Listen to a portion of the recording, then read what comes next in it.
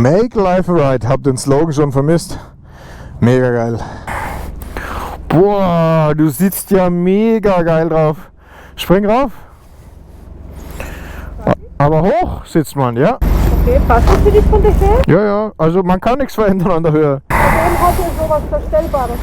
Ja.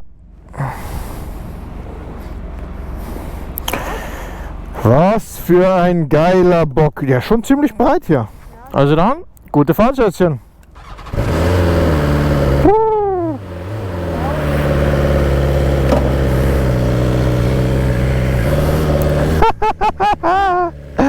Ist das lustig? Ich spüre schon wieder die Race-Instinkte. Das Auto ist ganz anders. Na, der kommt schon noch.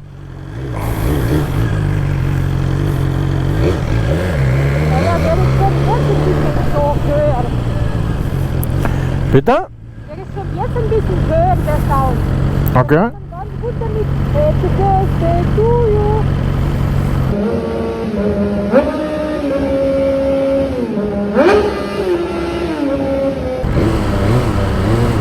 Warten wir mal, dass sie warm ist, dann können wir ja versuchen. War echt sexy. Also, was haben wir hier? Wir haben schon die Einführung gekriegt, S1000 XR. Boah, hier auch ein kleines Fässchen. Und 500 Euro Selbstbehalt, gleich über Honda, ich bin echt begeistert. Kupplungspunkt sehr früh, kann man verstellen, kann man. Okay. Können wir mal schauen. Sonst Notrufassistent, alles dabei. Was ich echt immer sehr geil finde, hier SOS. Hat wirklich scheinbar nur BMW, falls ihr mehr wisst, gebt mir Bescheid, aber KTM auf keinen Fall. Und alle anderen, die ich Probe gefahren bin, auch nicht.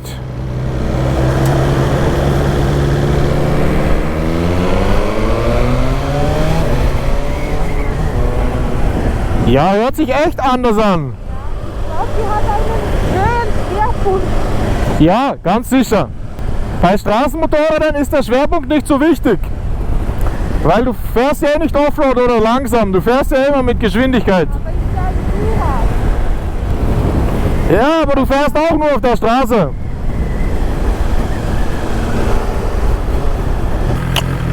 Können kurz mal schauen.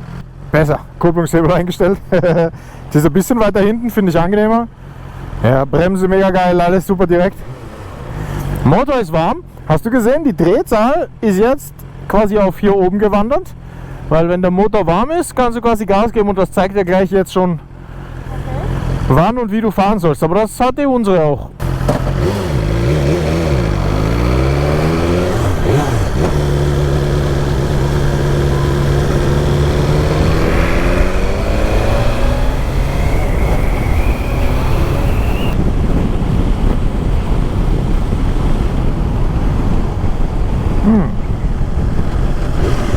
Das war also schon oben beim Windschild.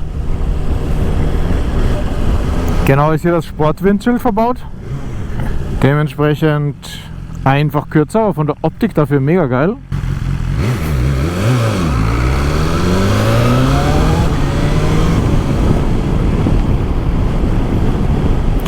Abartig, wie sanft sie beschleunigt. Echt verrückt. Muss wieder erst lernen, dass beim Schalten ja der Tempomat erlischt, weil kein Abstandstempomat. Aber ja, boah, Schwerbung, einfach so Handling, mega geil. Du kannst dir direkt wieder vorstellen, wie du zum Kurvenjäger wirst. Okay, wir sind doch alle irgendwie Kurvenjäger, aber ihr wisst, was ich meine. Ein ultra Hochpräzisionskurvenjäger.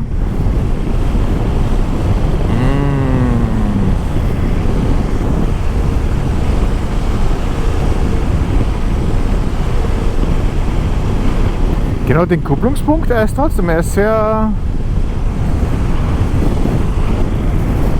sehr früh, würde ich sagen. Genau. Und wir schauen einfach mal. Bus kommt. Festhalten.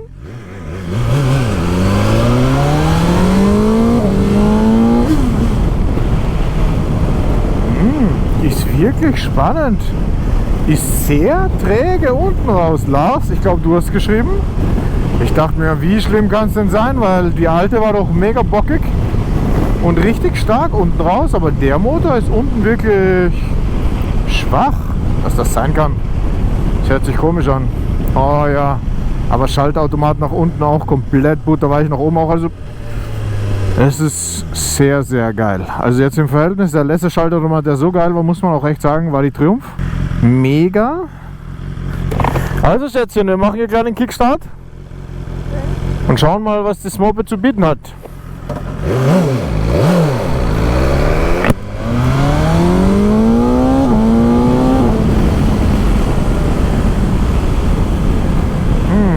Okay. Ist auch spannend gewesen. Also den ersten Start zu bekommen, ist nicht so einfach. Geil, und da vorne ist schon wieder eine rote Ampel. Ja, also beim Losfahren ich habe schon ein bisschen Sorge, dass ich sie abwürge. Und die ist für mich jetzt noch schwer zu finden, wie viel Gas sie wirklich braucht.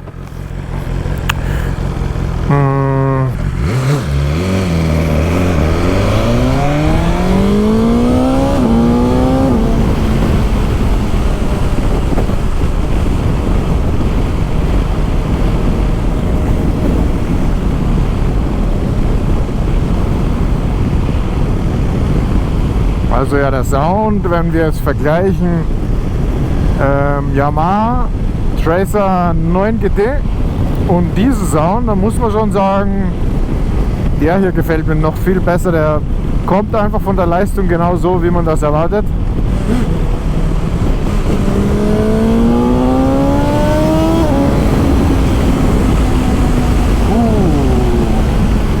Ja, super Sportler-Style.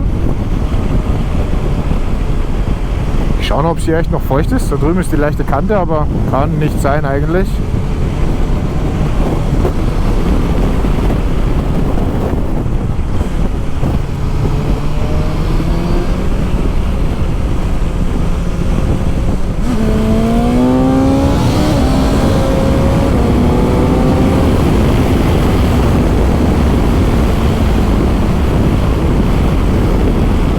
Immer nach diesen Überholmanövern die Polizei, die dir entgegenkommt.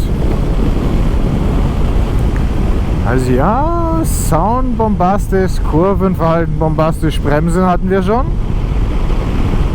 Testen wir nochmal da vorne. Bestimmt bombastisch.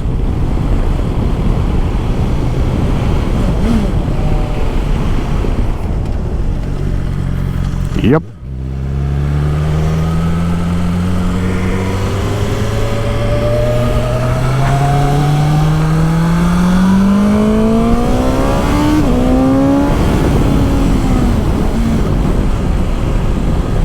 Ja, ganz spannend. Also Sound ist geil, Durchzug unten eben echt wenig. Ich bin so überrascht, weil die alte habe ich echt geliebt. Die war brachial von unten, die war brachial von oben.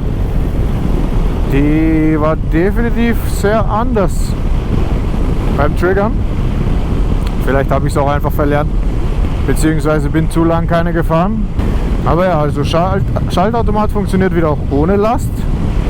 Soweit super gemütlich. Rauf, runter, easy, super smooth. Das Reinfallen in die Kurve ist auch auf jeden Fall da, spürt man perfekt. Knieschluss ist geil, man sitzt eigentlich gut, aber es ist ganz spannend, man hat so zwei Sitzpositionen, hinten oben so eher in einer Schale und vorne natürlich in der klassischen Race-Position, du bist eins mit dem Bike. Und Schätzchen, wie gefällt sie dir? Sehr gut. Man fährt sehr komfortabel, gell? Ja. Man sitzt gemütlich. Sitzt du auch gut? Ja, sehr gut. Sehr gut, okay. Man rollt auch sehr gleichmäßig irgendwie, gell? Ja, der Klassiker eher zu... Vibriert es eher bei mir, aber beim Schnellfahren nicht. Okay. Ich finde auch, der Sound ist richtig gut. Ein bisschen underground, unauffällig, aber sobald man Gas gibt, ist er einfach so, weißt du, seriös irgendwie. Ja, seriös, Supersportler. Ja, voll. Im Vergleich mit der Yamaha ist der Sound schon mega geil. Also deutlich geiler, oder?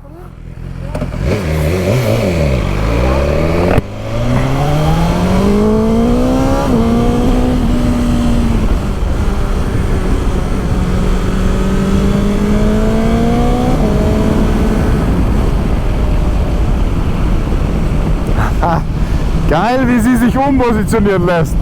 Echt, ja, wenn du einfach normal viel mehr Gewicht gewohnt bist, dann ist das natürlich schon bombastisch.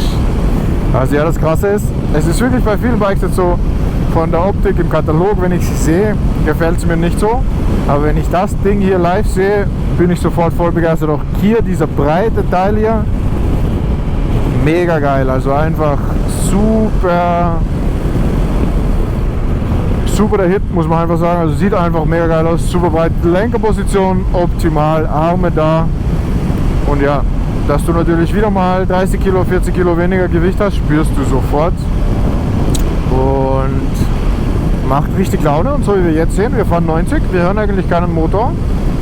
Wir rollen hier super gemütlich, also cruisen auch super gut möglich. Wirklich sehr angenehm, muss man auch sagen.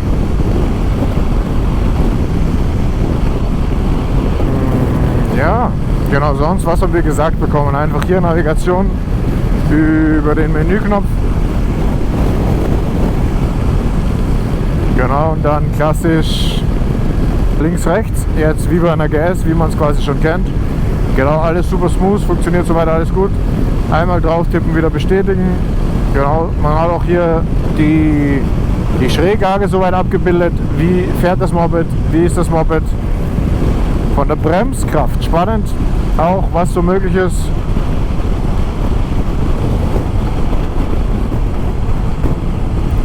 Also quasi ein anderer Display-Modus und ein anderer Fahrmodus noch. Gefällt mir persönlich natürlich sehr, sehr gut. Kann in jedem Bike verbaut werden, einfach super sexy. Nicht, dass ich jetzt Schräglagen-Fanatiker bin, aber es ist einfach mal zu sehen, wie viel man denn so gefahren ist, wenn man ein paar geile Kern gemacht hat oder ein paar geile Pässe. Schon cool, auf jeden Fall. Kann man auch über Apps wie Kalimoto tracken, braucht man aber die Pro-Version. Genau, weiß nicht, ob es andere Apps gibt, die das auch umsonst können. Wenn ihr welche wisst, gerne in den Kommentaren lassen. Bei der Probefahrt hier in München kriegst du übrigens 100 Kilometer aufs Haus, danach glaube ich 60, 70 Cent pro Kilometer, also schon knackig, aber mit 100 Kilometer kommst du ja aus. Und ja, sie haben selber gesagt, eigentlich in der Regel 2 Stunden Probefahrtslots, was ich auch eben super sympathisch finde. Er hat auch gemeint, wenn du in München startest, ist ja 2 Stunden auch schon zu wenig. Habe ich ihm erzählt, von wegen, manchmal kriegst du einfach nur 1 Stunde und wenn du dann noch voll tanken musst, hast du nur 45 Minuten übrig. Ja, dann kannst du es in München natürlich voll vergessen, aber sonst mega der Hit. Also von der Probefahrt auf jeden Fall kommt es zum BMW Zentrum München. Schau, Echinger See, da fahren wir mal vorbei.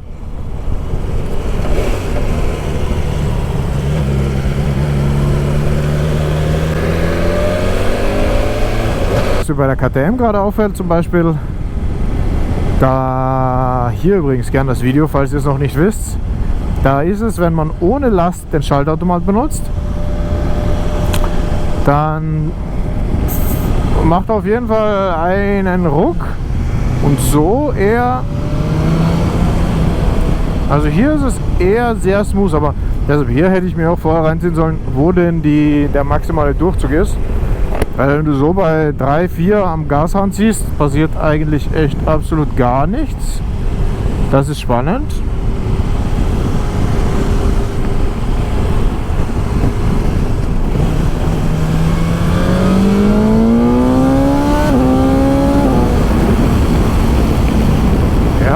Ist schon lustig, ich bin den Sound wirklich so gar nicht mehr gewohnt. Für mich ist der Sound schon trotzdem noch, also er reflektiert viel mehr Geschwindigkeit, als ich eigentlich habe. Das ist schon echt spannend. Ja, ich hätte mir schon gedacht, ich bin locker auf 160, aber es waren erst 100. Wir verstehen uns.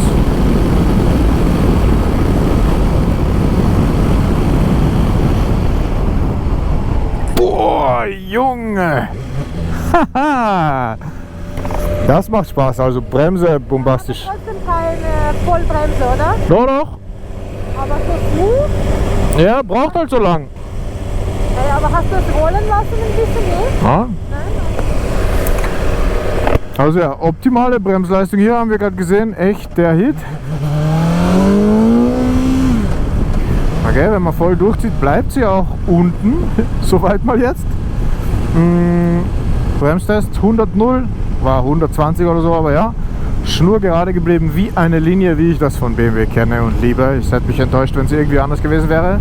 Ist es aber nicht. War auch nicht zu erwarten. Deshalb bombastisch. Sicherer kann man sich nicht fühlen bei einer Vollbremsung. Und ja, richtig. Na, macht nicht richtig Laune auf Vollbremsung, aber ja, gute Sache.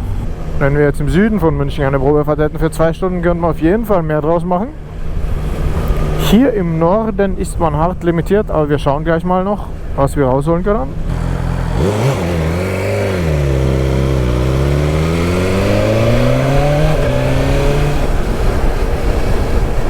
Ja, Blinker hört automatisch sofort auf, sobald du wieder gerade bist. Sehr, sehr praktisch. Können viele Mopeds, aber hier war es einfach absolut perfekt. Du bist abgebogen, du warst gerade, es hat aufgehört zu blinken. So, dass es mir sogar sofort aufgefallen ist.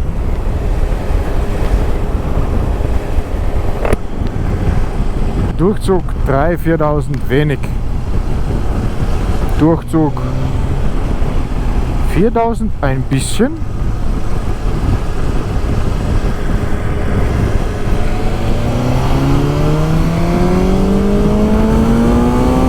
Ja, 7 bis 8 würde ich sagen.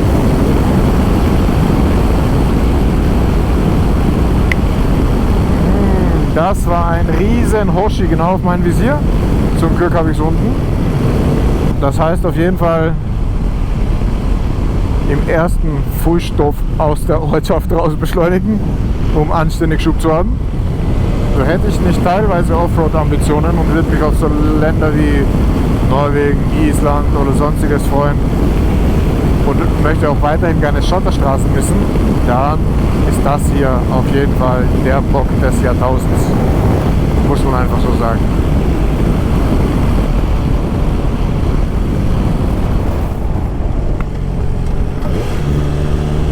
Traumhaft. Traumhaft. Also Bremsen vom Gefühl allgemein top. Vorn, hinten alles perfekt. Ui.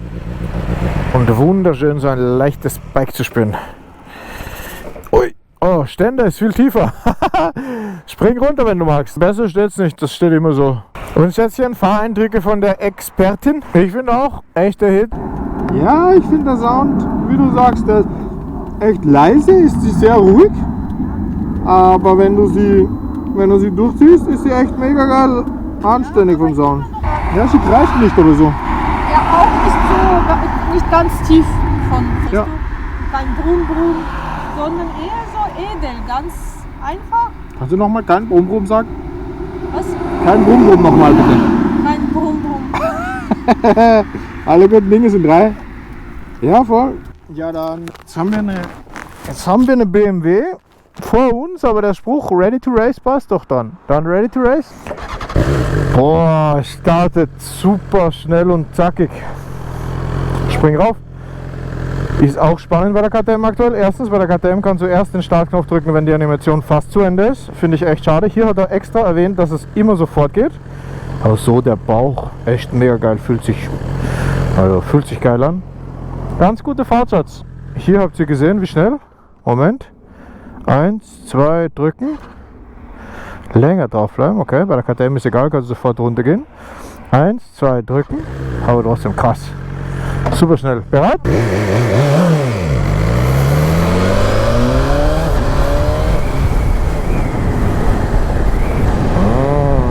Dann schauen wir mal und gönnen uns kurz Autobahn.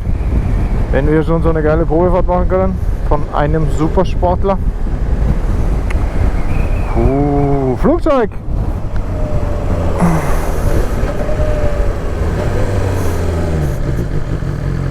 Genau, um schnell rauszukommen, lang nach oben drücken, hat er uns auch gesagt. Also hier auch wirklich ganz großartigen Dank an BMW Zentrum München, weil die Einführung war top. Die haben sich echt Zeit genommen. Er hat mir wirklich alles erklärt. Auch wenn ich gesagt habe, ich habe eine alte und so weit bin ich vertraut. Hat er gefragt, willst du schauen? Habe gesagt, ja gerne. Super Einführung gekriegt, eben auch mit den wichtigsten Shortcuts. Wenn du dich im Menü verlierst, drück einfach lang nach oben, bist du wieder draußen. Genau, links, rechts, kurz die Menünavigation erklärt. Finde ich ja auch super, auch kurz erklärt, wie man SOS selbst auslöst oder abbricht, falls irgendwas passiert, wo man sich unwohl fühlt. Und ja, Handgriff, Heizung, sonstiges nerdige Zeug. Tempomat wurde auch kurz erklärt. Der Hit fährt Bomben gerade, auch ohne Händer im Lenkrad, auch wenn man es nicht machen soll.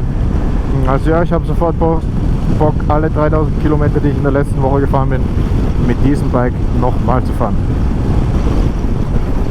Also wir können ja so sagen, liebes BMW München Team, liebes BMW Team weltweit, wenn ihr wollt, dass ich mit so einem Bike nochmal 3000 Kilometer Bergpässe fahre, ruft mich an, schreibt mir eine Mail, kontaktiert mich irgendwie und dann mache ich für euch einen Intensivtest. Natürlich habe ich jetzt wieder gequatscht und vergessen woraus, aber ja, wir wollen zur Autobahn und da hinten ist eine Sackgasse, das kriegt man hin.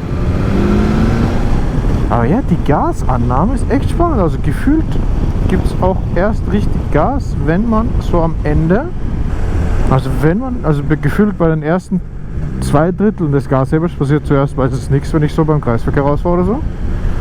Und dann am Ende, also erst wenn man so richtig durchzieht, kommt's. Ach so, also spürt man, dass jetzt die Leistung kommt. Oder dass jetzt mehr Leistung kommt, sagen wir so.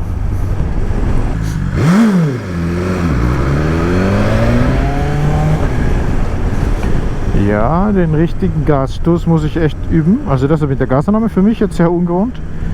Hier natürlich auch von 2 auf 4 Zylinder, aber voll egal, normal kriege ich das hin. Aber hier habe ich echt beim Anfahren Angst, sie abzuwürgen, deshalb gebe ich auch ein bisschen mehr Gas. Ist es lustig, man sieht hier wieder keinen Tankfüllstand. Man sieht keinen Tankfüllstand. Auch wie bei der Yamaha am Anfang und bei der Honda auch. Ich meine, hier bin ich mir sicher, ich finde es relativ schnell. Aber ja, man sieht hier oft, das Display ist so aufgeräumt, es gibt hier auch keinen Tankfüllstand. Bestimmt kriegst du eine Warnung, wenn es auf Reserve geht, aber ja, jetzt, so wie jetzt, kein Tankfüllstand. Schauen wir mal, ob wir das schnell hinkriegen. Bordcomputer, Reichweite 328. Das Fahrwerk ist hier auf Auto eingestellt und eben aktuell dynamisch, federt sehr schön über all das Zeug hier drüber. Nee, nicht zurücksetzen, aber komm. Gibt es keinen Tankfüllstand mehr oder was? Reisebordcomputer, Reifendruck, ziemlich geil, genau, Reifendrucksensoren, wenn man dem Verkäufer ja vertrauen kann. Machen wir einfach mal von hat den Vertrauensbonus verdient, auch direkt an Bord, also ziemlich geil.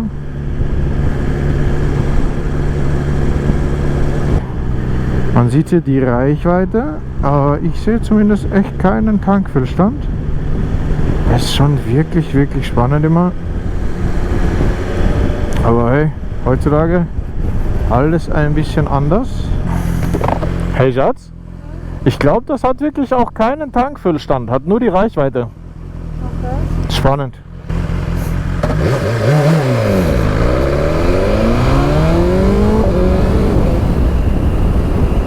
Zieht wirklich erst mit deutlicher Drehzahl.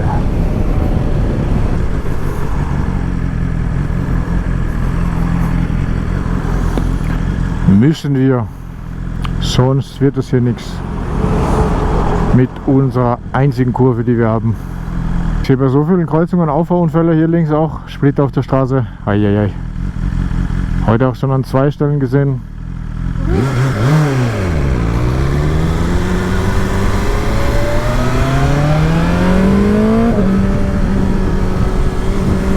Oh yeah, baby.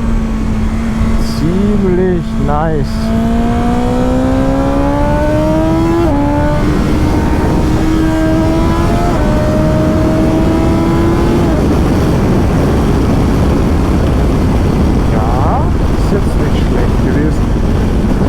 Was ist los? Der Typ hat gerade auf 170 beschleunigt, aber nein, hat mir was gefehlt.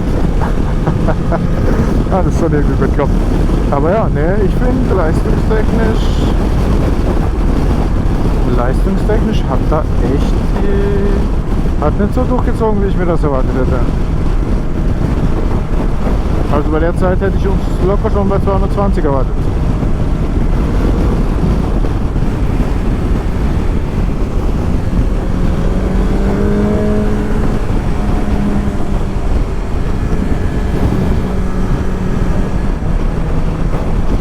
Das testen wir nochmal, zumindest vom Start auf 120.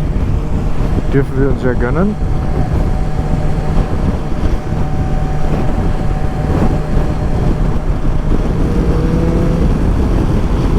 Aber die Kurvenlage war pervers geil. Oh ja, ich liebe es. Einfach leicht, sofort am Reinfallen. Was willst du mehr machen hier? Nichts. Ob du eine zu früh rausgefahren bist? Alles ist gut.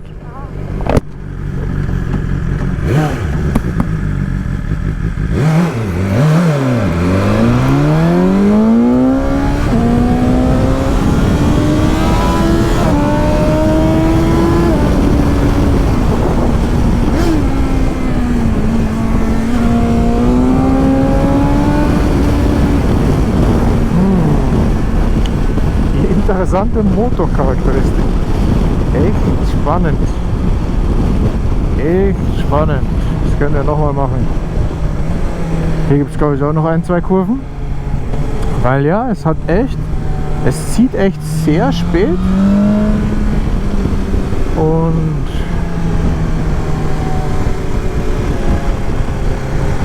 dann kommt nochmal so ein kleiner Punch irgendwie um die 10.000, würde ich sagen.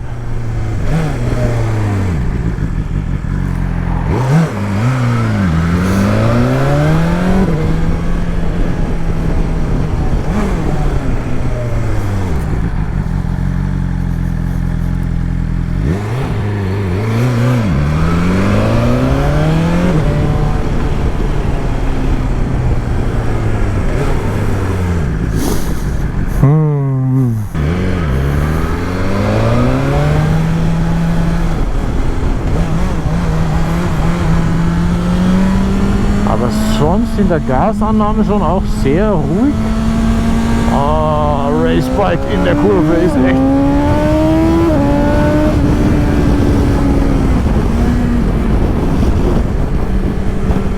Racebike in der Kurve ist einfach ein anderes Level. Ich habe es echt vermisst.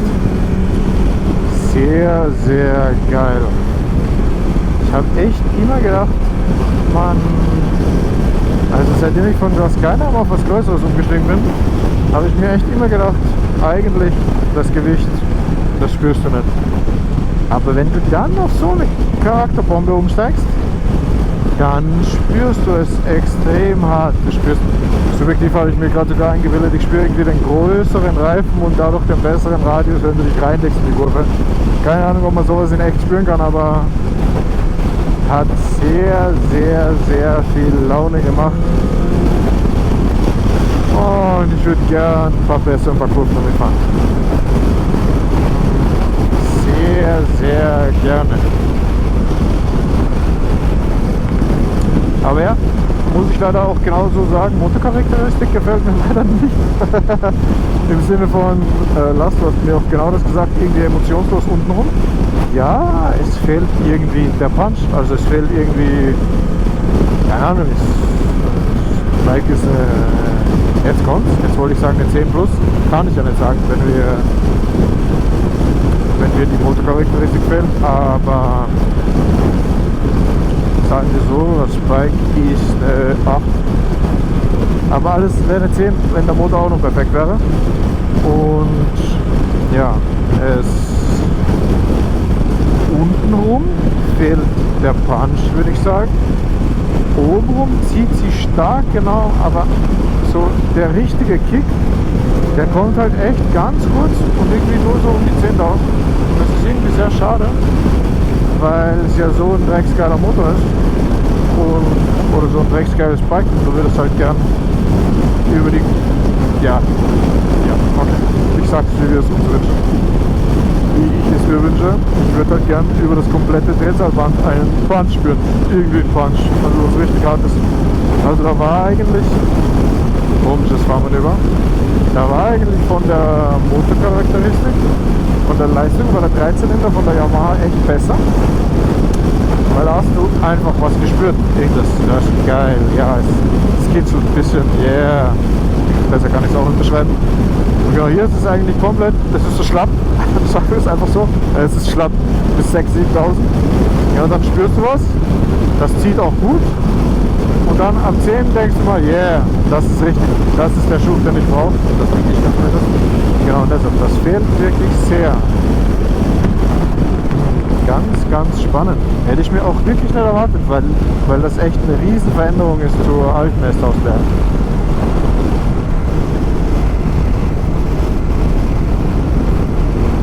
Wir sitzen hier auch wieder zu zweit drauf und deshalb da ist die Beifahrerin am Start. Und ja, testen deshalb diese ganzen Leistungswerte hier zu zweit. Aber ja, ist halt so, muss ja trotzdem passen. Was mir auch aufgefallen ist, für mich sind die Spiegel irgendwie klein. Das Lustige ist, bei KTM sind sie gefühlt nicht größer, aber trotzdem hast du irgendwie eine andere Form und gefühlt siehst du mehr, aber du siehst ja auch eigentlich genug. Ja, und sonst was gibt es zu sagen, das Windschild geht auch noch runter, aber dann hast du quasi gar keins oder hoch. Menü haben wir gesehen, hier ein Ausschaltknopf, das war's eigentlich. Wie er betont hat, du drückst den Knopf, kannst direkt losstarten und losfahren, mega geil, gefällt mir genau so. Ja, ein kleines Täschchen wahrscheinlich für den Keyless-Schlüssel, mit dem du nichts machen kannst, weil es echt sehr flach ist. Und ja, das war's in diesem Sinne auch schon wieder. Wahrscheinlich das Ende der Probefahrt. Ich bin sehr froh, dass sie nicht noch besser überzeugt hat, beziehungsweise dass der Motor nicht ganz passt, weil jetzt kein Witz. Die Pan America als Beispiel hat mich richtig weggeballert nach der Probefahrt und ich war echt hin und weg. Hatte zu dem Zeitpunkt aber die KTM schon gekauft, deshalb auch gut. War keine neue Entscheidung zu treffen. Aber hier, genau hier, fehlt mir persönlich was. Und ja, der Motorpunch von der Pan America war deutlich besser. Und hier auch der Motorpunch von der KTM ist deutlich besser. Also du hast definitiv mehr Spaß. Ach so, jetzt, wenn ich da hier ziehe am Gashahn, da passiert gar nichts bei 4000.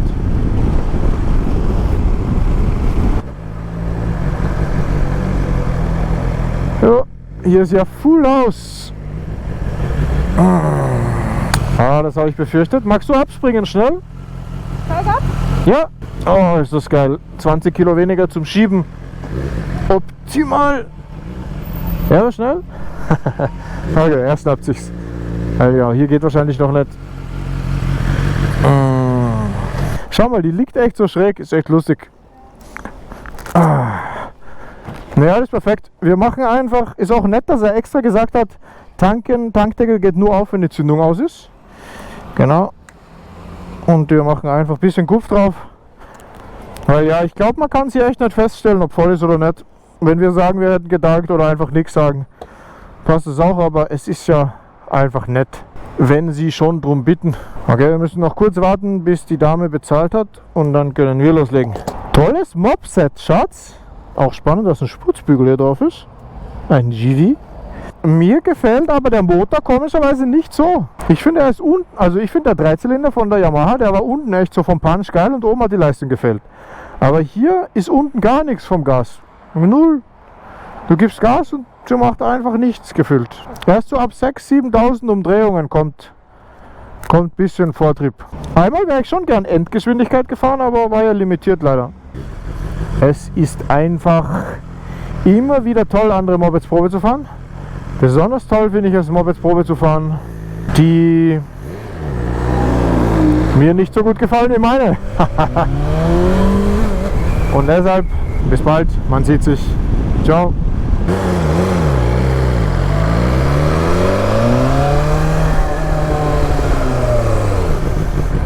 Und er hat uns auch wunderbar gesagt, so nah wie möglich das Bike zur Tür stellen.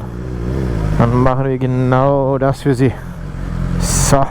In diesem Sinne, wenn euch das Video gefallen hat, lasst ein Like und ein Abo da. Genau, aktiviert auch gerne die Glocke. Bis bald. Die Pan America Probefahrt, weil da habe ich mir gedacht, scheiße, wir haben ja schon eine KTM gekauft, aber die Pan America ist drecksgeil. Und hier denke ich mir, na, zum Glück passt es nicht. Traum. Und bei dir, Punktezahl 0 bis 10, was sagst du?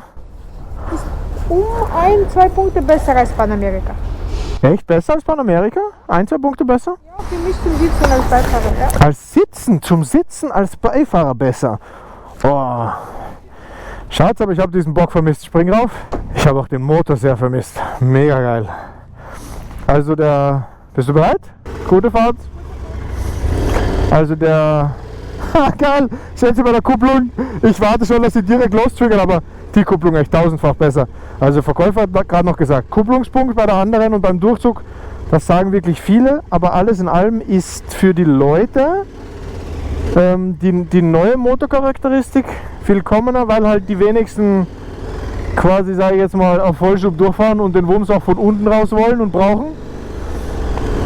Und deshalb ist es genau so, dass die Leute eher das sanfte, harmonische wollen, primär.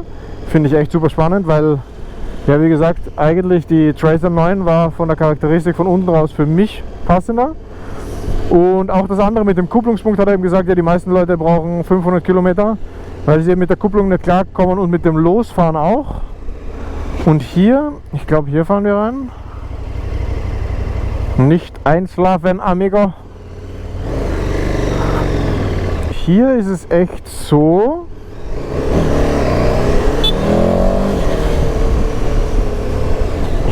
genau, dass der Kupplungspunkt quasi so sensibel und auch so knapp und dass du sie quasi nicht abwirkst und dass du trotzdem gut loskommst, dass die meisten Leute echt damit Probleme haben. Und für mich war es eben auch nicht angenehm. Also hier ist perfekt, traumhaft. Einfach, du spürst genau, wie der kommt. Er ist auch nicht ganz am Anfang, sondern du kannst den Hebel ein bisschen bewegen und dann hast du ihn auf den Moment. Traumhaft. Und ja, das ist für uns auf jeden Fall das bessere Bike. Mega geil. Noch ein kleines Add-on hier zu dem Video. Echt ganz spannend. Der Verkäufer hat auch noch gemeint, heute ist für sie voll anstrengend, weil meistens dauert es extrem lang um allen Käufern und allen Interessenten das Moped an sich zu erklären, weil sie alle keine Ahnung haben von der Elektronik. Bitte spring ab. Für uns ist es natürlich besser, wir hatten schon mal eine. Also, jetzt aber raus. Servus.